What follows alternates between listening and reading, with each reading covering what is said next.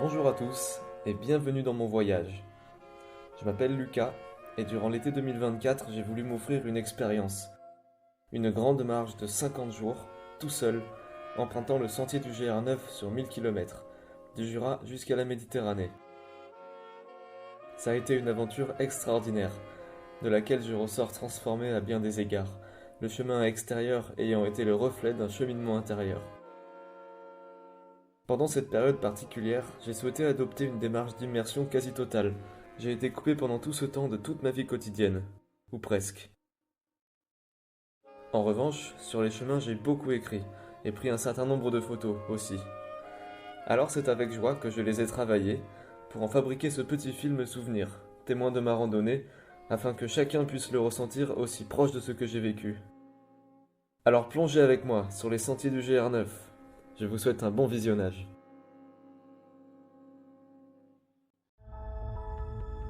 Épisode 0. L'avant GR9.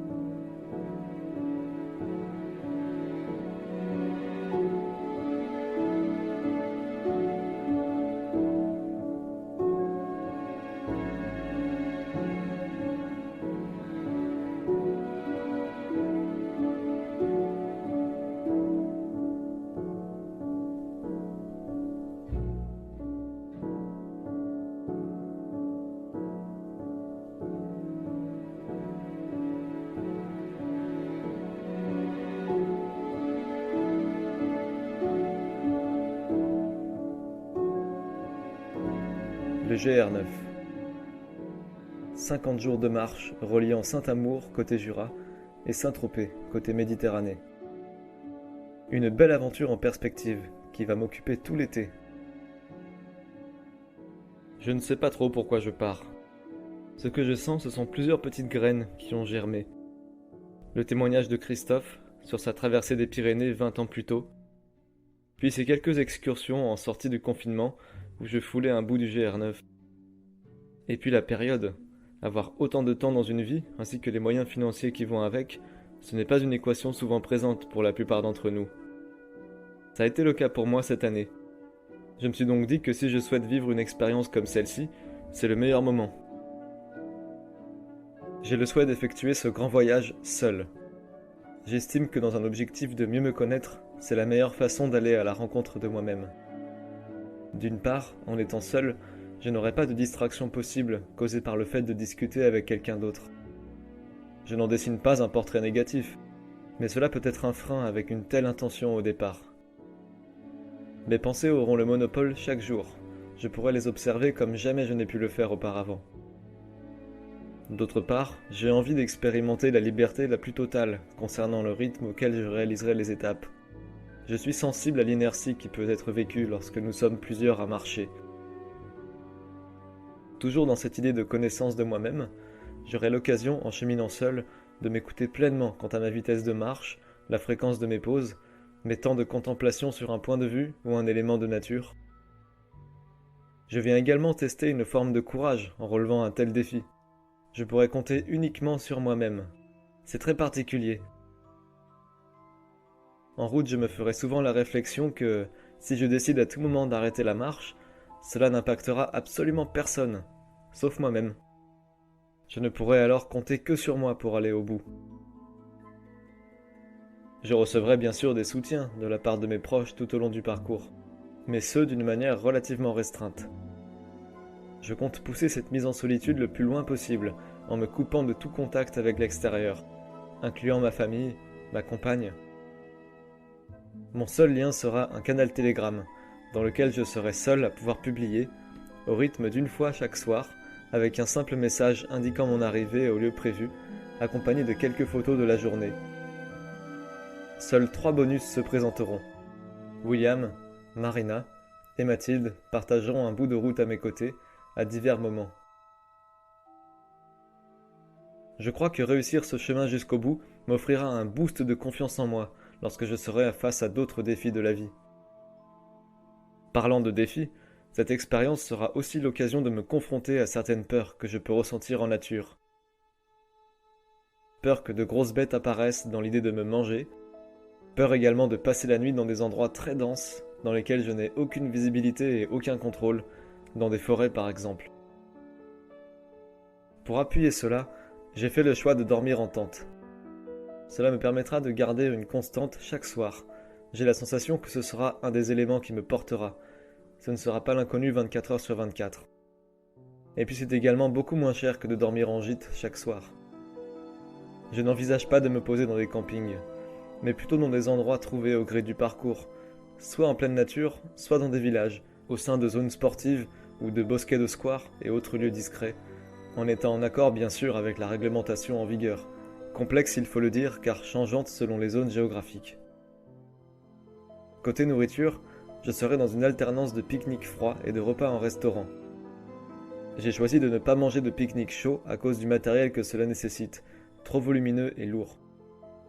Je me nourrirai alors d'un repas type composé de graines, de chips, de légumes frais, une boîte de maquereaux. J'aurai au final testé tous les parfums possibles. Du pain, du fromage et des fruits. Puis souvent une petite friandise sucrée. Au fil des jours, je connaîtrai quelques variations sur cette ligne directrice, afin de varier les plaisirs. Puis les restaurants, uniquement le soir, à raison de 1 sur 2, mais répartis irrégulièrement sur le parcours. On m'a vivement conseillé de manger bon et chaud le soir, que cela fait vraiment la différence moralement.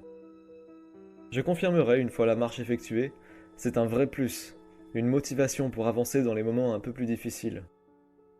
Cela représente tout de même un petit billet, mais sa valeur est largement comblée par tout ce que ça m'apporte.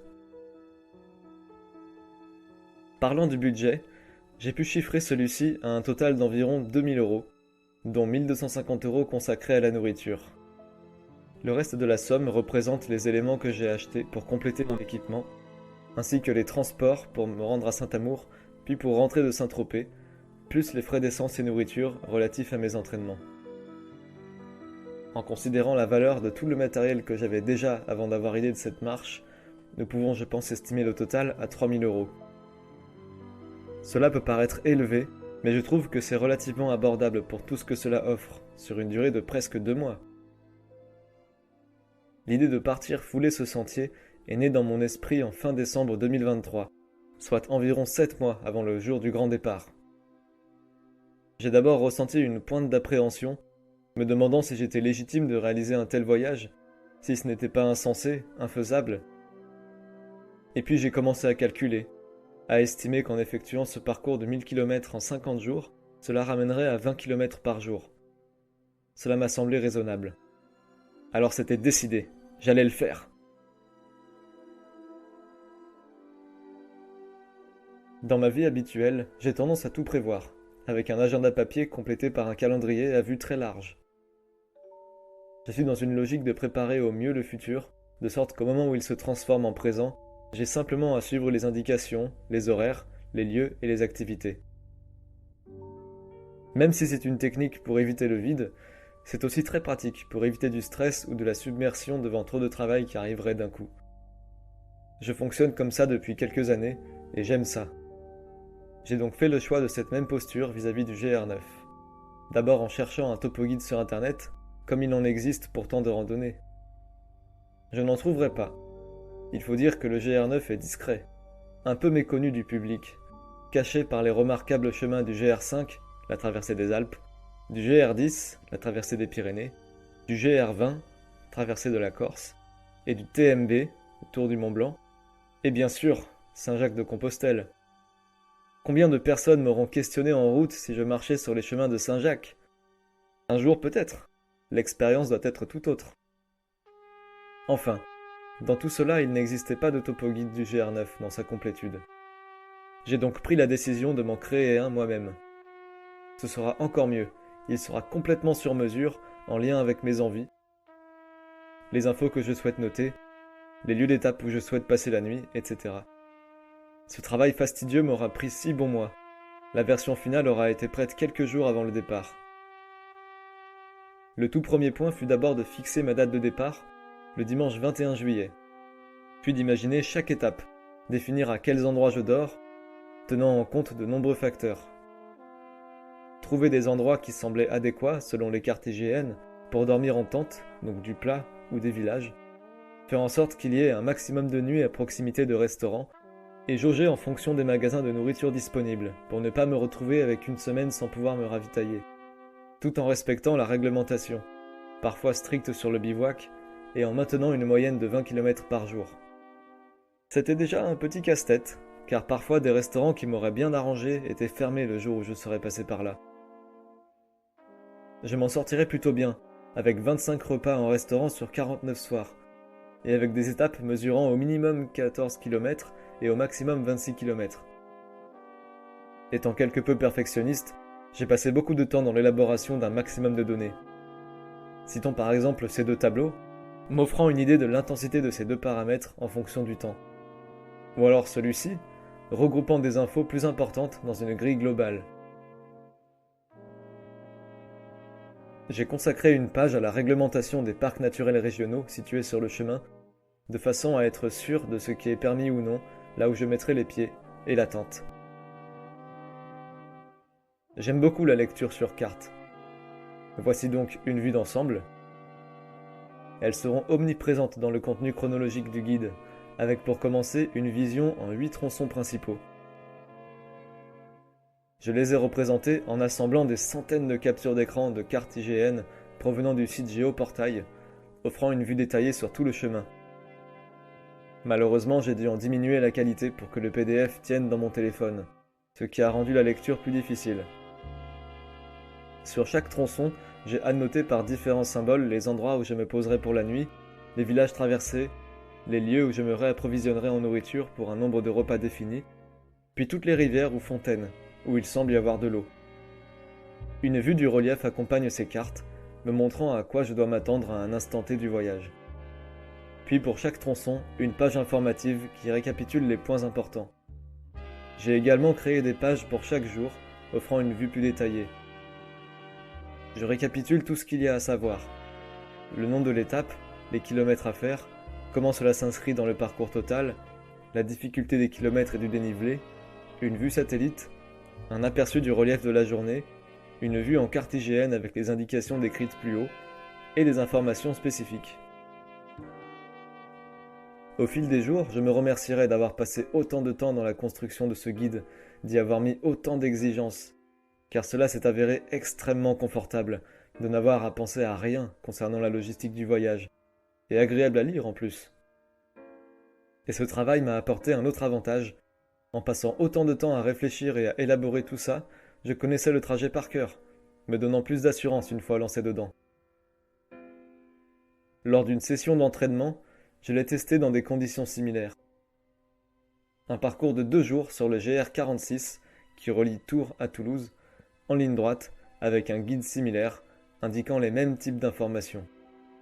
Ceci aura validé à l'unanimité la praticité de celui-ci. Je me suis entraîné un petit paquet de fois à partir de février-mars 2024. Je partais effectuer des marches de 1 ou 2 jours, en condition, le sac rempli comme si je partais longtemps. J'en ai profité pour découvrir de très jolis coins. Le Quercy, les alentours de Toulouse, Andorre, les Alpes de Haute-Provence, le Tarn, etc. Si je pouvais étirer le temps jusqu'à l'infini, je prendrais volontiers le temps de marcher sur tous ces sentiers qui quadrillent la France dans un maillage incroyablement dense. Au total, je me serais entraîné sur 200 km, répartis sur une dizaine de jours, me permettant de valider certains aspects ou d'en modifier d'autres qui ne fonctionnent finalement pas. Une fois tout cela fait, je me sentais prêt pour l'aventure GR9, sans toutefois mesurer vraiment l'ampleur du projet, dont je me rendrai mieux compte au fil des jours et des kilomètres. Sans trop deviner les détails, je sens que ce voyage va me transformer. D'abord physiquement, ma morphologie aura sûrement évolué après 1000 km. Et puis lors de mes entraînements, j'ai vu un nombre extraordinaire de papillons qui se sont posés sur moi, ou approchés un peu trop proches que normalement. Leur symbolique qui me parle est le changement. Il va se passer des choses importantes sur mon chemin. C'est une opportunité de mieux me connaître, en m'éloignant de ma vie quotidienne, personnelle et professionnelle, du téléphone, de mes relations. Il reste la nature et moi-même. Cet éloignement va créer du vide, que je peine à explorer en temps normal, parce que j'en ai peur. Même chose pour l'ennui. Ici, en finissant des étapes vers 16h, 17h, j'aurai du temps pour aller rencontrer ces zones d'obscurité, et, qui sait, me réconcilier avec. Et la nature, je vais être bien connecté à elle tout le long du parcours, en symbiose avec le soleil, la pluie, la température, à prendre le temps d'observer les arbres, les sons, le relief. J'ai hâte enfin d'être porté tout le long par l'énergie spéciale des grands voyages. Celle qui produit des synchronicités tous les jours, des rencontres pile au bon moment, etc. On verra.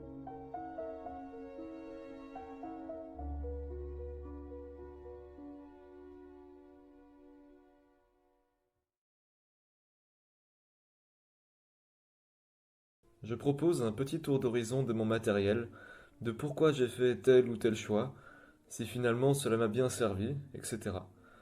Certains randonneurs ont une philosophie du plus léger possible, coûte que coûte, avec des astuces comme couper le manche de la brosse à dents, les lanières du sac, les lacets de chaussures, ou bien prendre un tarp en guise de tente, avoir comme serviette un carré de 20 cm de côté. Il y en a d'autres qui se chargent trop, avec des choses futiles, ce qui génère de la souffrance sur le long car trop de poids reposant sur le corps. Personnellement, je crois qu'il existe un juste milieu entre ces deux postures, entre légèreté et confort. Parce que c'est bien d'être ultra léger, mais il s'agit de tenir 50 jours, ce n'est pas rien. À titre d'exemple, quand je m'étais entraîné avant le départ, je dormais la tête sur une veste ou ma serviette, et rapidement je me suis dit, Non, je passe pas 50 jours comme ça. donc oui, j'ai un oreiller avec moi, qui reste léger, en microbille, et tellement confortable pour la nuit. J'ai aussi fait avec les moyens du bord, comme on dit. Même si j'ai mis un certain budget dans cette grande marche, environ 2000 € au total. J'ai aussi utilisé au maximum ce que j'avais déjà. Commençons par le sac, que pour le coup j'avais déjà avant d'avoir eu l'idée de ce voyage. Il s'avérera être pile de la bonne taille, bien rempli tout le long. À peine trop petit sur une ou deux fois où j'ai dû me blinder en nourriture, mais bon, j'ai trouvé des solutions quand il le fallait. Poursuivons avec mes vêtements. Pour la tête, un chapeau, Quand il fait du soleil, est très pratique pour le vent. et en temps de pluie, une casquette, qui me permet de maintenir une bonne vue, tout en laissant le poncho couvrir ma tête. J'ai fait le choix d'un poncho, oui, malgré sa mauvaise réputation. Celui que j'ai est à fermeture éclair, sur toute sa hauteur, ce qui le rend vachement simple à enfiler. Viennent compléter des guêtres, sorte de protège tibia de la randonnée, pour garder les jambes au sec, et surtout pour éviter des infiltrations d'eau dans les chaussures. Revenons au haut du corps. J'ai emmené des lunettes de soleil. J'ai perdu cette paire au bout de 7 jours sans m'en rendre compte. Parce que je l'accrochais ici quand je ne m'en servais pas. C'était sûr qu'elles allaient tomber un moment. J'en ai racheté d'autres un peu plus tard. Auquel j'ai pris soin d'attacher un cordon dès que j'ai trouvé un bout de corde qui aura fait l'affaire, de sorte à les laisser autour de mon cou, de cette façon, en les enlevant. Puis quand je n'en avais pas besoin, je les rangeais dans la poche haute du sac. 3 t-shirts sont partis avec moi. Un joli vert, et deux à manches longues pour protéger du soleil quand il tape fort. Parce que pas de crème solaire dans mon pactage. Pour les moments plus frais, je me suis équipé d'une veste soft shell, sorte de polaire synthétique qui remplit bien son rôle en cas de besoin. Elle m'a également beaucoup servi de siège de fortune lors de mes repas en milieu de journée. Pour le bas, 2 shorts, similaires en tout point si ce n'est leur couleur. Avec une poche au-dessus du genou pour le téléphone, comme ça il reste éloigné le plus possible d'organes importants. Et en dessous, 3 caleçons, des boxers, seuls vêtements à être en coton. J'ai pris ceux que j'avais. Mes chaussures, semi-montantes, de sorte à avoir la cheville souple tout en étant bien maintenue, et puis c'est plus simple à enfiler et lacer, je trouve. Elles auront vraiment tenu bon, jusqu'au bout. Même si sur la fin, la semelle est devenue pratiquement plate. Elle aura quand même tracé 1200 km en comptant le GR9, plus les entraînements. 3 paires de chaussettes complètent la penderie, synthétique et en double épaisseur, fondamentale. Ces 2 paramètres évitent les ampoules en limitant la transpiration et les frottements. Ça aura bien fonctionné pour moi. Pas une ampoule sur les 50 jours. Pas de sandales ou claquettes, comme j'ai pu le voir sur certains qui les portent une fois l'étape terminée. De mon côté, ce sera pieds nus. Je préfère de loin. Même parfois sur des sols rocailleux. Nous aurons remarqué que, mis à part les shorts, il y a 3 exemplaires de chaque vêtement. 3 tenues. Une de trop, me dira-t-on sur le trajet. Mais pas pour moi. D'abord, cela évite de devoir faire des lessives tous les 2 jours, et à l'image de Christophe, je suis partisan à l'idée d'avoir en toutes circonstances une tenue propre et sèche dans le sac. Avec 3 tenues, ce roulement était plus simple à gérer. Et évidemment, les bâtons. Énorme soutien pour les jambes. Très très bien conservé in fine. La toute fine pointe n'est même pas usée d'un poil après des millions de coups sur différentes matières. Je n'en reviens pas. Passons à l'hygiène. Contenu pour l'essentiel. Dans ma trousse de toilette habituelle. J'aurais pu prendre un vulgaire sac plastique, mais l'idée d'avoir ce contenant familier me plaisait. À l'intérieur se trouve ma brosse à dents, dont je n'ai pas coupé le manche, non, ainsi que ma petite boîte de dentifrice en poudre. Une pochette pour les savons, tous solides. Pour les cheveux, un bout de shampoing et un bout de démêlant, et pour tout le reste, donc le corps et la lessive essentiellement, un bloc de savon d'Alep, que j'ai dû renouveler à mi-parcours. Mon peigne, pour boucler l'entretien des cheveux, un petit élément permettant le nettoyage des oreilles, et un produit agissant contre les verrues. En ayant une sur le pied au moment du départ, je tenais à la traiter au plus vite. Enfin, une dernière pochette renfermant des outils de précision, tels qu'une pince à épiler, un coupe-ongle avec sa lime, une paire de fins ciseaux et une aiguille et du fil, que l'on m'a passé en route. Très pratique pour recoudre un petit trou dans la toile de tente. Viennent s'ajouter à cela ma serviette, en peau de canard, comme on dit, qui m'aura servi, au-delà de m'essuyer, Comme couverture de pique-nique, à de nombreuses reprises, me protégeant des sols rudes et des divers insectes terrestres. Surtout les fourmis. et puis mon gant de toilette, très utile pour la douche de bivouac, aussi appelée toilette de chat. Je l'aurais oublié dans l'un des lieux où j'ai eu la chance de dormir entre 4 murs. Il sera remplacé dès le lendemain par un torchon trouvé par terre sur le chemin, qui sera finalement encore mieux à utiliser. Un rouleau de papier toilette, indispensable pour une utilisation quotidienne lors des offrandes à Gaïa. Avec les années d'itinérance que j'ai vécues, je ne suis pas tant dépaysé sur cette partie-là. Ensuite, le matériel de premier secours. Tout tient dans cette petite trousse. On y trouve divers bandages, pansements et compresses, un spray désinfectant, 3 tire-tiques de différentes tailles, une couverture de survie et un baume anti-frottement, me sauvant à plusieurs reprises pour éviter des irritations des pieds ou de l'entrejambe. S'ajoutera, au bout de 12 jours, un répulsif anti-moustique. Je me demande comment j'ai pu ne pas y penser. Puis pour finir, mes bouchons à oreilles. Ce n'est peut-être pas intuitif au premier abord, mais qu'il fut bon de les avoir lorsqu'au moment de dormir j'étais dérangé par le bruit de la pluie contre la tente, ou une symphonie de grillons, ou encore du vent, ou des gens qui parlaient autour. Un vrai luxe. Regardons à présent ce qui constituait ma chambre, matériel que j'ai possédé pour l'essentiel depuis longtemps. Ma toile de tente, 2 places, spacieuse mais relativement légère, très facile à monter. Ça a été un bonheur de bénéficier d'autant d'espace à l'intérieur. une petite bâche vient la compléter, affixée dessous pour amortir d'éventuels morceaux pointus, notamment pour protéger le matelas. Ce dernier, justement, mixe entre une mousse et un gonflable, ce qui offre une sensation de vrai matelas. Puis dessus, enveloppant mon corps, un duvet 0 degré, histoire d'être serein même au cours des nuits les plus fraîches, auquel j'ai ajouté un drap de soie. De cette façon, je n'avais qu'à laver le drap pour dormir dans du propre. Sur 50 jours, ce n'est pas négligeable. Puis le fameux oreiller, bien douillet. Et une lampe frontale, bien sûr, de plus en plus sollicitée à mesure que les journées se sont raccourcies. Quelques autres éléments m'ont accompagné dans le périple, à commencer par mes couverts, fourchettes, couteaux suisses, cuillères et aiguiseurs à couteau. J'aurais pu utiliser plus léger, comme une cuitochette en plastique.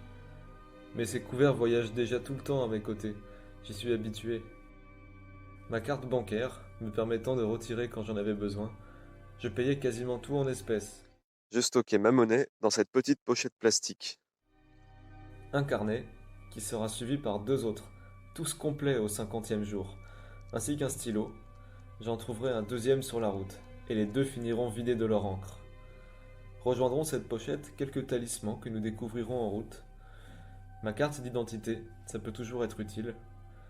Une clé USB contenant mon guide PDF, de sorte à ce que, si mon vieux téléphone me lâche pendant le voyage, je puisse toujours avoir mon guide avec moi. Son chargeur fera partie de l'aventure, servant aussi pour la lampe frontale. 4 cartes postales de Saint-Tropez, datant d'il y a plusieurs décennies. Je les avais trouvées de manière totalement improbable. Elles iront symboliquement avec moi jusqu'à la ville concernée, d'où je les enverrai aux quelques personnes qui m'ont accompagné pendant le voyage, avec des mots gravés au dos. Et dernier ustensile, pas des moindres, mon embouchure de trombone.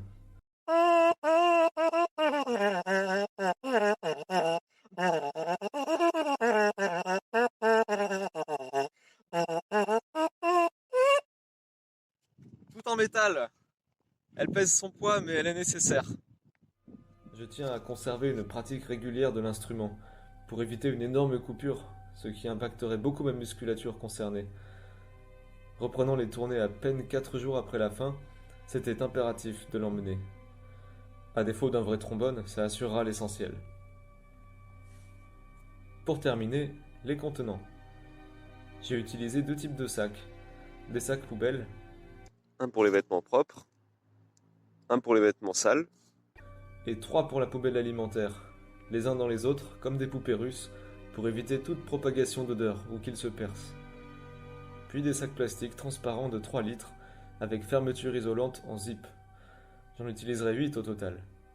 Un pour le rouleau de PQ, un pour les couverts, un pour les divers ustensiles décrits juste avant, 4 pour la nourriture, et un de rechange qui m'aura servi au moment où des pêches avaient commencé à fermenter dans l'un d'eux, irrécupérable. Pour éviter cela par la suite, je me suis procuré un autre petit sac d'une dimension plus réduite dans lequel j'enveloppais les fruits goûteux avant de les ranger. Pour l'eau, j'ai pris 2 grandes bouteilles en plastique. Ce choix étant dû à la légèreté du matériau, sa malléabilité pour le rangement et leur forme, parfaite pour aller dans les poches latérales du sac. Je les changerai en cours de marche pour opter pour 2 bouteilles dotées de bouchons à vis, ce qui aura évité d'inutiles fuites d'eau. Une autre gourde m'a été offerte, accompagnée d'un filtre. Je les perdrai tous 2 dans de bien étonnantes circonstances. Je rachèterai quelques jours après une gourde filtrante, avec filtre directement intégré, pour le côté pratique. 3,5 litres d'eau en capacité pleine. Côté nourriture, j'ai pu charger jusqu'à 5 repas d'un coup, ce qui laissait une marge assez souple. Au final, je suis très satisfait de cette logistique. Malgré ces 15 à 18 kilos sur le dos, selon le volume de consommables, je n'aurais aucunement souffert de cette charge, ne la sentant même plus au bout d'un moment. Sans oublier le poids de mon propre corps, qui a autant évolué que ma morphologie. Avec 54 kilos avant de partir, il m'en reste environ 50 à la fin. Tout m'aura servi au moins une fois. Excepté certains éléments de la trousse de secours. Mais ça, c'est bon signe. Et puis les vêtements de pluie qui auront servi à peine 3 fois en 50 jours. Que peut-on espérer de mieux? Et d'un autre côté, tout ce dont j'ai pu manquer m'a été donné sur le chemin, comme le répulsif à insectes. J'en garde une expérience réussie. Je ne conseillerais pas à tout le monde de faire comme moi, parce que chacun a différents besoins en matériel, tout comme la capacité de portage varie d'un individu à l'autre, ainsi que la jauge entre légèreté et confort. Tout cela est très personnel. En tout cas, si tout ce que je viens de partager a pu être utile, j'en serai le plus heureux.